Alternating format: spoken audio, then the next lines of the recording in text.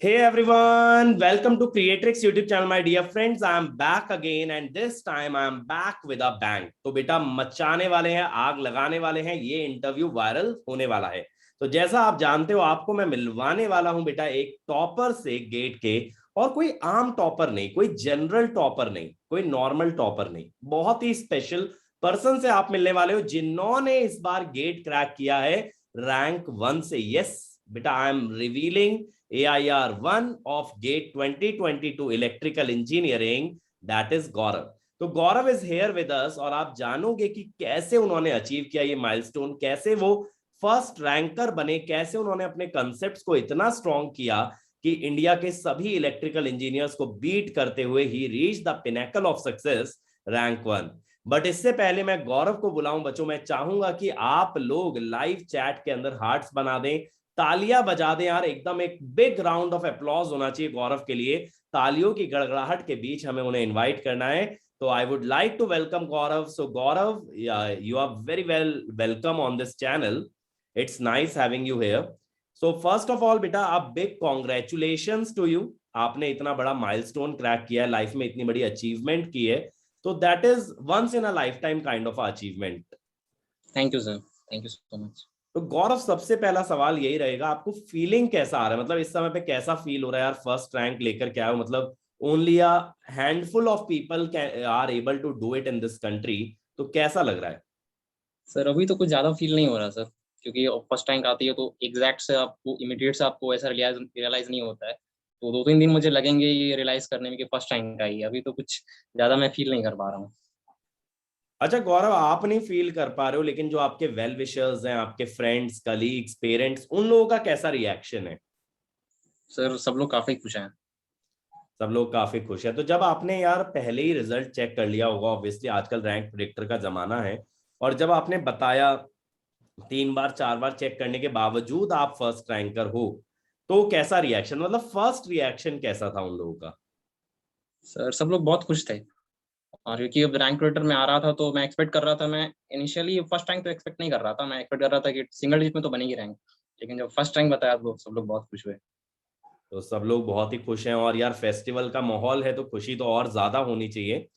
तो गौरव, पहले ना मैं आपका थोड़ा सा बैकग्राउंड जानना चाहूंगा यार, आप कहाँ से बिलोंग करते हो, कहाँ से स्कूलिंग किया है, किस तरह से आपकी जर्नी रही है? Yes sir. सर मैं बिहार शरीफ से बिलोंग करता हूँ, जो कि बिहार में एक छोटा सा शहर है। मैंने अपना 10th किया था सेंट जोसेफ एकेडमी, और 12th किया था आरपीएस, दोनों बिहार शरीफ में ही है। मैंने अपनी इंजीनियरिंग की है बीआईटी पटना से, और in electrical and electronics stream. मैं 2020 का पास आउट हूँ। तो बेसिकली गौरव, एक तरह से आपका कहीं ना कहीं बिहार कनेक्ट एंड तक बना रहा है कि आपकी सारी एजुकेशन बिहार से रही है। तो आप यार बिहार बोर्ड को बिलोंग करते हो, बिहार स्टेट बोर्ड को आपने स्कूलिंग किया या फिर सीबीएसई से? सीबीएसई से किया सर, सीबीएसई सेंट्रल से बोर्ड। स्कूलिंग किया है। तो यार जब आपने कॉलेज ज्वाइन किया उस समय पे आपका मतलब आईआईटी का एक्सपीरियंस कैसा था, जेई एग्जाम का एक्सपीरियंस कैसा रहा? सर स्टार्टिंग में था कि मैंने कोचिंग ज्वाइन नहीं की थी, क्योंकि आई थिंक मुझे 12th में ही पता चला कि आईटी जेई भी होता है। तो एट उस समय था कि कुछ यहाँ वैसा एक्सपोजर था नहीं आईटी जेई का। तो 12th में मुझे पता चला कि जेई मेंस होता है, जेई एडवांस होते हैं। तो उस टाइम उतना अच्छा हो नहीं पाया था मेरे से। तो उस टाइम था, मैंने बस बेसिक स्कूलिंग की थी, और उस टाइम की एक साल मैंने फिर ड्रॉप भी लिया था। तो ड्रॉप लेने के बाद ऑब्वियसली मेरे बेसिक्स उतने अच्छे थे नहीं, जो +2 मैंने किया था। तो उस समय मुझे आईआईटी या कुछ नहीं मिल पाया था, तो मैंने बस नॉर्मल से कॉलेज में एडमिशन लिया था। तो गौरव, जब आप कॉलेज में गए तब आपका थॉट प्रोसेस क्या था, मतलब क्या करना चाहते थे? जैसे कई बच्चों का होता है यार कॉलेज से मुझे जॉब लग जाए, या कई बच्चों का होता है कि अगर गेट नहीं निकल पाया तो मैं आईआईटी के लिए गेट दे दूंगा, सॉरी आईआईटी नहीं निकल पाया तो गेट दे करके मैं आईआईटी में चला जाऊंगा। तो आपका विजन क्या था कॉलेज जाते हुए? What did you want to become? Sir initially तो था कि मतलब प्लेसमेंट्स का मेरा था जब मैं फर्स्ट ईयर में था। लेकिन धीरे धीरे मुझे गेट के बारे में पता चला, तो उसके बाद मुझे लगा कि नहीं, मैं सॉफ्टवेयर जॉब तो नहीं करूंगा। तो मेरा सेकेंड ईयर और थर्ड ईयर से ही गेट की तरफ रुझान था। तो उसी समय मैंने प्रिपरेशन स्टार्ट किया था गेट का, क्योंकि मुझे सॉफ्टवेयर जॉब नहीं करना था। तो इनफैक्ट मैं प्लेसमेंट्स में ही नहीं बैठा था इन कॉलेज टाइम। तो तो बेसिकली मेरा मेरा आपके कॉलेज में ज्यादातर आईटी कंपनीज विजिट करते थे and you did not want to become a part of it. यार ये तो बहुत अच्छा थॉट है। तो आपके कॉलेज में गेट एग्जाम को लेके माहौल कैसा था, क्योंकि जैसा आपने बताया आपको कॉलेज में इसके बारे में अवेयरनेस मिला? सर कुछ लोग थे, कुछ दोस्त थे जो मतलब प्रिपेयर करते थे साथ में। तो मतलब कुछ लोग थे जैसे कि 5-6 लोग थे जिनसे काफी अच्छी बॉन्डिंग थी, तो हम लोग साथ में प्रिपेयर करते थे। तो बेसिकली एक छोटा सा क्लोज ग्रुप आपका बन गया था। तो यस सर। यार जैसे जब आप कॉलेज में तैयारी कर रहे थे गेट एग्जाम की, तो आप अपनी कॉलेज एक्टिविटीज और गेट की प्रिपरेशन को कैसे साइड बाय साइड मैनेज कर पाते थे? सर उस टाइम था कि जो भी था कि मैं कंसिस्टेंट रहता था, जैसे कि अगर मुझे पढ़ना है तो मैं ट्राई करता था कि अगर मैं 2 ही घंटे पढूं तो लेकिन मैं कंसिस्टेंटली पढूं, रोज पढूं। ऐसा नहीं होना चाहिए कि बीच में गैप आ जाना चाहिए। और मैं वीकेंड्स को अच्छे से यूटिलाइज करता था जो भी प्रिपरेशन टाइम में था। और क्योंकि मैंने थर्ड ईयर में ही स्टार्ट कर दिया था तो मेरे पास ऑलमोस्ट 2 साल थे प्रिपेयर करने के लिए। तो अगर मैं थोड़ा थोड़ा भी करके पढ़ूंगा तो मैं लास्ट तक अच्छे से सब कुछ कंप्लीट कर सकता हूँ। और गौरव, लेकिन यार कॉलेज में बहुत सारी डिस्ट्रैक्शंस होती हैं, ऑब्वियसली फ्रेंड सर्कल होते हैं, मस्ती होती है, तो इन सब के बीच कैसे प्रायोरिटाइज कर पाते थे गेट प्रिपरेशन को? और एक्चुअली मैं थोड़ा इंट्रोवर्ट टाइप का रहा हूँ तो मैं ज़्यादा ये सब चीज़ में इन्वॉल्व नहीं रहता था। मैं बस अपने काम से काम रखता था, मैं ज़्यादा इस तरह के एक्टिविटीज़ में इन्वॉल्व नहीं रहता अच्छा, था। बहुत बड़ा आपका फ्रेंड सर्कल नहीं रहा, तो काफी छोटा सा फ्रेंड सर्कल था। और गौरव, इससे आपका कॉलेज परफॉर्मेंस कैसा रहा है over the years? Sir college performance अच्छा रहा है सर, काफ़ी अच्छा रहा है। तो basically you were one of the toppers in your college days also. चलो यार, ये तो यस अच्छी सर, बात है, वो कंसिस्टेंट। एकेडमिकली अच्छा रहा है सर। अकेडमिकली काफी अच्छा रहा है। तो यार जब फाइनल ईयर में आपने गेट एग्जाम दिया, तो उस समय पे आपका रैंक कितना था? सर फाइनल ईयर में 988, 988 था। 988 रैंक बना। तो यार यस जब सर। आपने फाइनल ईयर में गेट एग्जाम दिया, तो you gave it for PSUs और हायर स्टडीज? एक्चुअली सर उस टाइम तो था कि बस मैंने दे दिया था क्योंकि मुझे एक्सपेक्टेशन नहीं थी कि बहुत अच्छी रैंक बनेगी नहीं। तो उस समय था कि अगर एमटेक मिलेगा तो एमटेक ले लूंगा। और ऑब्वियसली पीएसयूज प्रायोरिटी थी, बट ऐसा था कि एमटेक भी मैं जा सकता था। ठीक है। तो फिर जब आपका 988 रैंक आया, तो उसके बाद आपने क्या डिसीजन लिया कि आगे कैसे बढ़ना है? एक्चुअली सर उस टाइम मैंने सोचा था कि मैं एडमिशन लूंगा, तो उस टाइम कोविड आ गया। तो कोविड आ गया तो कॉलेज बंद हो गया, सब कुछ बंद हो गया। तो ऑलमोस्ट 2-3 मंथ्स ऐसा चलता रहा। तो उसके बाद मैंने आई थिंक जून में के अराउंड डिसाइड कर लिया कि नहीं मैं एक ड्रॉप लूंगा। तो मैंने एक ड्रॉप ले लिया सर। फिर मैं एमटेक के लिए नहीं गया। तो आपने ड्रॉप ले लिया, तो कहीं ना कहीं गौरव, क्या ये ख्याल भी था कि यार एमटेक तो बाद में भी हो सकती है क्योंकि स्कोर कार्ड तो वैलिड है, या फिर आपने एमटेक का पूरा आइडिया ही डिच कर दिया था? नहीं सर, एक्चुअली था कि गेट का स्कोर कार्ड 3 साल के लिए वैलिड रहता है। तो मुझे लगा कि अगर अगर गेट एग्जाम बाई चांस खराब भी होता है नेक्स्ट ईयर तो मैं प्रीवियस स्कोर यूज कर सकता हूँ। तो इसीलिए मैंने एक रिस्क ले लिया। तो बच्चों, ये चीज बहुत अच्छी है सीखने के लिए कि अगर आप एमटेक जाने का सोचे और आपको रैंक इंप्रूव करनी है, तो आप 1 साल का ब्रेक भी ले सकते हो, क्योंकि 3 साल तक आपका स्कोर कार्ड वैलिड है। तो गौरव, जब आपने ब्रेक लिया और आपने ड्रॉप करने का सोचा, तब आपने क्या स्ट्रेटेजी फॉलो की? क्योंकि लॉकडाउन चल रहा था, तो ऑब्वियसली आपके पास काफी ज्यादा टाइम था, घर से ज्यादा निकल भी नहीं सकते थे, तो किस यस तरह सर। से फिर तैयारी को मैनेज किया? पर उस टाइम क्या हुआ था कि जैसे ही लॉकडाउन हुआ था तो क्रिएटर्स की बहुत सारी वीडियोस आती थी। जो स्टार्टिंग में आप लोगों ने स्टार्ट किया था, जो मतलब वो सारे लेक्चर्स थे, चाहे पावर इलेक्ट्रॉनिक्स हो गया, मशीन्स हो गया, वो सारे के लेक्चर्स आपने देखे थे। तो वहां से मैंने थोड़ा थोड़ा पढ़ना स्टार्ट किया था। तो वहां से मैंने मतलब जो भी लॉकडाउन पीरियड था मैंने वो यूटिलाइज किया, जो भी नोट्स बनाने में और जो भी कंसेप्ट डेवलप करने में। तो वो वाला पार्ट था कि मैंने बस प्रिपरेशन में ही दिया था। तो मैं ज्यादा मतलब इधर उधर का नहीं दिखता था, बस अपना पढ़ते रहता था। तो गौरव, अक्सर मतलब बच्चों से, बाकी लोगों से भी ऐसा सुना गया है, मतलब I think it's a genuine issue, कि लॉकडाउन में ना काफी बंद बंद एकदम डिमोटिवेट हो जाता है इंसान। तो उस समय पे आप कैसे खुद को पुश करते थे? क्योंकि पूरे दिन एक ही प्लेस पे, एक ही लोकेशन पे आपको रहना है कि नहीं यार, अब पढ़ने बैठते हैं, पढ़ाई करते हैं, रिवाइज एक्चुअली मैं करते हैं। इंट्रोवर्ट, हाँ सर, एक्चुअली मैं इंट्रोवर्ट टाइप का बंदा रहा हूँ तो मुझे ज्यादा घूमने फिरने की आदत है नहीं। तो एक्चुअली वो मुझे सूट ही करता है। अगर लॉकडाउन होता भी है तो मैं घर में रहना ज्यादा पसंद करता हूँ rather than घूमने का।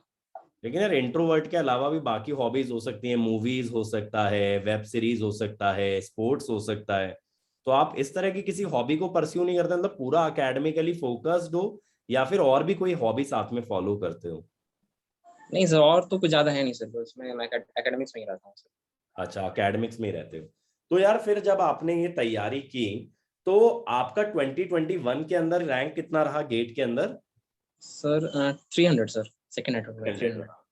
तो अब आपका जब 300 रैंक आ गया था, तो ऑब्वियसली यार कुछ पीएसयू से तो आपको कॉल भी आया होगा, आई बिलीव। ये तो सर मुझे आईओसीएल, ये सर मुझे आईओसीएल से कॉल आया था सर। तो फिर आप आईयूसीएल आईओसीएल, का इंटरव्यू देने गए थे? Yes sir. तो फिर वहां पे एक्सपीरियंस कैसा रहा, मतलब कि उसके बाद क्या डिसाइड किया और क्या रीजंस रहे आगे का? एक्चुअली सर उस टाइम क्या हुआ था कि मैंने एमटेक ज्वाइन किया था। तो एमटेक ज्वाइन करने के बाद आईयूसीएल के कॉल आए थे, इंटरव्यूज कॉल आए थे, तो हम लोग की मतलब हम लोग जितने मतलब एमटेक स्टूडेंट्स थे सबने साथ में ही प्रिपेयर किया था, तो हम लोग की काफी अच्छी बॉन्डिंग हो गई थी। तो उस टाइम जब रिजल्ट आया तो आई थिंक नवंबर के अराउंड रिजल्ट आया मतलब आईयूसीएल का, तो उस टाइम था कि मेरा नहीं हुआ और कुछ फ्रेंड्स का हो गया। तो उसके बाद मैंने सोचा कि नहीं चलो एक बार और अटेम्प्ट दे के देते हैं, तो फिर मैंने गेट का सोच लिया कि मैं एक बार और दूंगा गेट। तो गौरव मतलब आपने जो ये 2022 वाला अटेम्प्ट था, इसका डिसीजन आपने नवंबर 21 के आसपास लिया? एक्चुअली मैं सोच रहा था कि मैं एक अटेम्प्ट दूंगा, मैंने सोचा था, लेकिन मुझे लगा था कि शायद आईयूसीएल में हो जाएगा, बट नहीं हुआ, तो फिर तो था कि अब तो देना ही है इस बार। अच्छा, फिर मोटिवेशन काफी बढ़ गया। तो गौरव, जब ये आपने एमटेक में एडमिशन ले लिया, तो एमटेक का एडमिशन आपका या एमटेक का कोर्स कब से स्टार्ट हुआ, किस मंथ से? सर अगस्त से स्टार्ट हुआ था सर, अगस्त अगस्त से से। स्टार्ट हुआ था। तो आपने क्या इमीडिएटली ज्वाइन करते ही दोबारा गेट 22 की तैयारी शुरू कर दी थी, या शुरू में सोचा कि यार एमटेक को परस्यू करके देखते हैं एक बार? एक्चुअली मैं जुलाई तक थोड़ा थोड़ा प्रिपेयर कर रहा था, तो मैं सब्जेक्ट्स के टच में था, ऐसा नहीं था कि मैंने छोड़ा छोड़ा था सब कुछ। लेकिन जब ये आईयूसीएल का इंटरव्यूज आया तो ऑलमोस्ट सितंबर से लेकर के नवंबर तक मैंने कुछ टच ही नहीं किया था गेट का पोर्शन, क्योंकि मैं उसी में रहा था, पूरे इंटरव्यूज प्रिपरेशन हो गए, उसके बाद फिर रिजल्ट क्या होगा क्या नहीं होगा बस उसी में रह गया। तो ऐसा था कि 3 मंथ्स मैंने कुछ नहीं किया था, तो फिर मैंने दिसंबर से ही स्टार्ट किया था प्रिपरेशन बस। तो यार ये जो आप बोल रहे हो जुलाई अगस्त तक आप टच में थे सब्जेक्ट्स के, तो ये कैसे मेंटेन किया? जैसे फेब में ऑब्वियसली यार आपकी 300 रैंक आ चुकी है, अब उसके बाद खुद को मोटिवेट करना है, चलो फिर से रिवाइज करते हैं, चीजें दोबारा से पढ़ते हैं, और ऑब्वियसली आपका थर्ड अटेम्प्ट था, तो जब तक तो यस। मतलब चीजें बोरिंग सी लगने लग जाती है ना यार, कि बोर हो गया यार, क्या एक ही चीज बार बार पढ़ रहे हैं। एक्चुअली सर मुझे प्रॉब्लम सॉल्विंग अच्छा लगता है, तो मैं ज्यादा थ्योरी पे फोकस नहीं करता, मैं ट्राई करता हूँ कि मैं बस क्वेश्चंस लगाऊं, तो क्वेश्चंस लगाना मुझे अच्छा लगता है, तो मेरा बस रिवीजन का ही रहता है कि मैं ज्यादा ज्यादा क्वेश्चन लगाऊं, क्वेश्चन लगाता हूँ तो बस वही मेरा एक तरह से रिवीजन हो जाता है। तो गौरव, कभी ऐसा भी होता था कि कुछ क्वेश्चन को आप अटेम्प्ट करने गए, वो आपसे नहीं बना, तो फिर उस पे आपका रिएक्शन कैसा होता था? क्योंकि बहुत सारे बच्चे ये कहते हैं क्वेश्चन नहीं बनता तो एकदम डीमोटिवेट हो जाते हैं, डाउन फील करते हैं। तो अगर आपके साथ ऐसा होता तो उसको ओवरकम कैसे करते थे? नहीं सर, अगर क्वेश्चंस नहीं बन रहे हैं तो आप ट्राई करो कि अगर उसका आपको सॉल्यूशन मिल जाता है तो अच्छा है, तो जनरली मैं अगर मॉक टेस्ट देता था तो उसमें सॉल्यूशंस आपको मिल जाते हैं, बिल्कुल। तो उससे आप सीख सकते हो, तो एज अगर आप उसे देखोगे कि अगर आप उससे सीख रहे हो ना, तो एक तरह से आपको बेनिफिट ही हो रहा है, तो rather देन डिमोटिवेट होने से अच्छा है कि आप ट्राई करो कि आप किस तरह से अपने आप को इम्प्रूव कर सकते हो। तो ऐसा नहीं कि क्वेश्चंस नहीं बन रहे हैं तो आप डिमोटिवेट हो जाओ, आप ट्राई करो कि आप किस तरह से उस क्वेश्चन को सीख कुछ नया कंसेप्ट सीख सकते हो और अपने आप को बेटर कर सकते हो, तो इस ये तो तरह से यार आप सोच बहुत ही सकते अच्छी बात है, जो क्वेश्चन आप लोगों के अटक रहे हैं बच्चों, तो वो आपको लर्निंग देंगे और वो लर्निंग आपको ग्रो करने में मदद करेगी। तो गौरव, जैसा आपने बताया अगस्त तक आपने रिवीजन किया, बेसिकली प्रैक्टिस के थ्रू आपने रिवीजन किया, फिर सितंबर से नवंबर तक आपका ब्रेक आ गया, तो ब्रेक के बाद यार कैसे प्रिपरेशन को वापस से किक स्टार्ट किया आपने? हो। सर एक्चुअली मैंने क्या किया था कि मैंने दिसंबर से ज्यादा कुछ नहीं किया था, बस मैंने टेस्ट सीरीज देना स्टार्ट कर दिया था। तो ऐसा था कि मुझे बस क्वेश्चन सॉल्व करना अच्छा लगता था, तो मैं उसी को as a form of revision मारता था, तो मेरे बेसिक्स पहले से ऑलरेडी अच्छे थे, तो ऐसा था कि मुझे वो स्टार्ट करने में ज्यादा मुश्किल नहीं हुई। तो लाइक था कि थोड़ा बहुत मुझे रिवीजन करना पड़ा, फिर लाइक मैं बस टेस्ट सीरीज देता गया, फिर वहीं से मैंने स्टार्ट कर दिया तो गौरव यार, क्वेश्चन। 3 महीने के ब्रेक के बाद कुछ कॉन्सेप्ट्स तो ऐसे रहते होंगे जिसमें लगता होगा कि थोड़ा सा यार कॉन्फिडेंस नहीं आ रहा है उतना, शायद भूल तो नहीं गए, या कुछ फॉर्मूला तो माइंड से नहीं निकल गया, तो इस चीज को कैसे ओवरकम किया?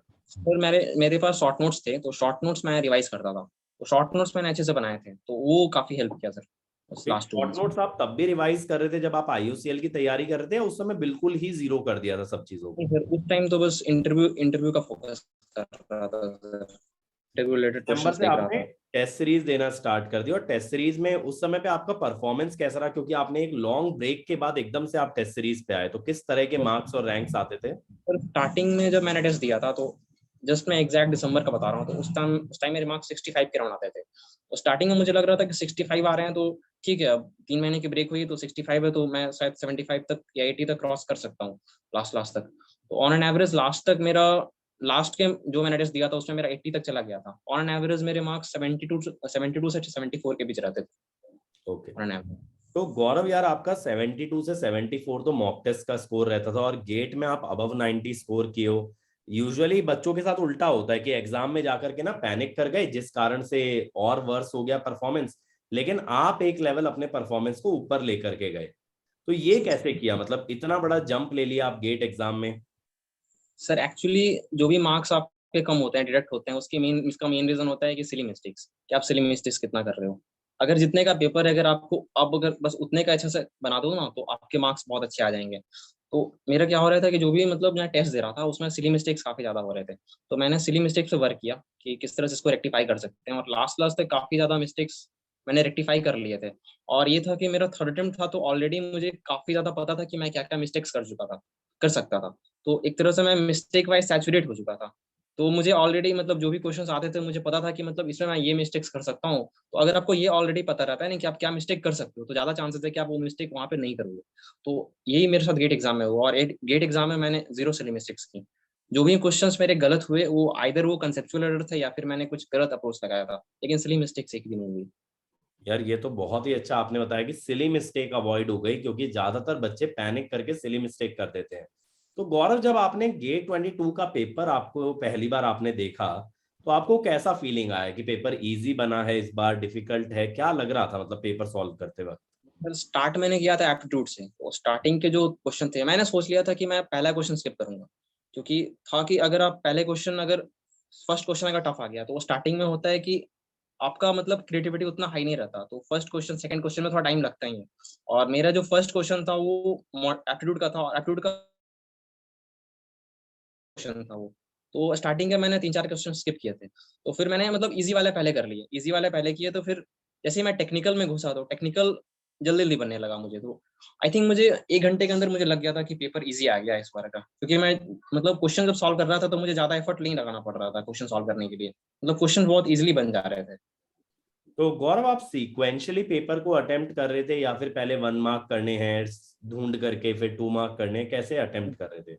नहीं सर, मैं सीक्वेंशियली कर रहा था, क्योंकि अब उतना ढूंढने जाएंगे तो बहुत प्रॉब्लम हो जाएगी सर। मैं देख रहा था कि जो जो क्वेश्चंस फर्स्ट टाइम में मुझसे बन रहे हैं, जो तुरंत बनने वाले हैं, वो पहले कर रहा था, और बाकी सारे मार्क फॉर रिव्यू कर रहा था, उसे लास्ट में करूंगा तो ऐसे जब करके। आपने फर्स्ट अटेम्प्ट दिया, मतलब पेपर को पहली बार गो थ्रू किया, तो कितने क्वेश्चन बन चुके थे और कितने टाइम में आपने सॉल्व कर दिए थे?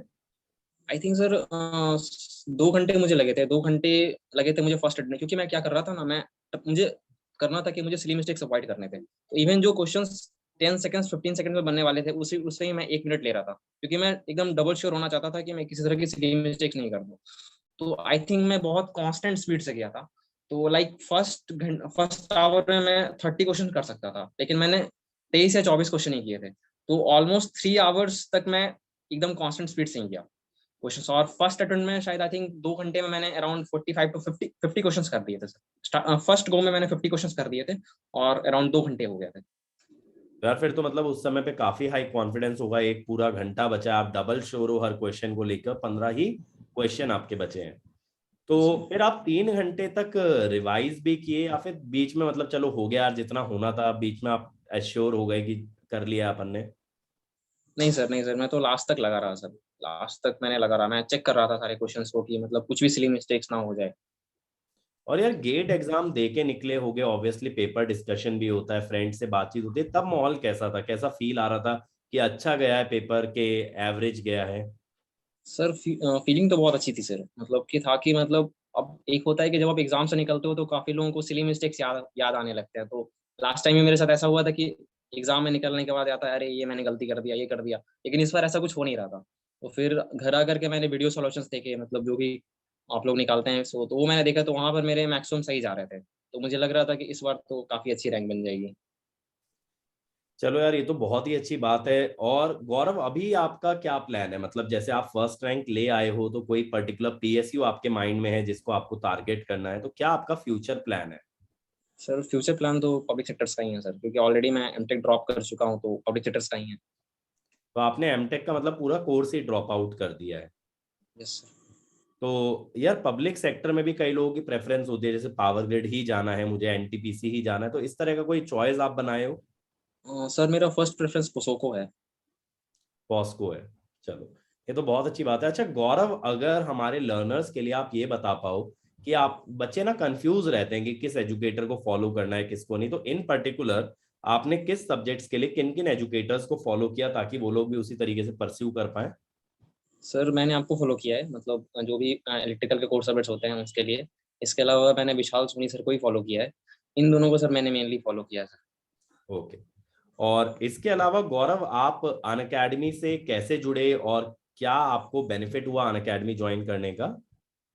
यस सर, एक्चुअली जब मैं गेट की प्रिपरेशन कर रहा था, तो आई थिंक उस टाइम मैंने ये ऑलमोस्ट जब ये मतलब दिसंबर में था, तो उस टाइम मैंने अनअकैडमी का कॉम्बैट दिया था। तो उसमें मुझे 100% स्कॉलरशिप मिल गया था, तो मैं प्लस सब्सक्राइबर बन गया।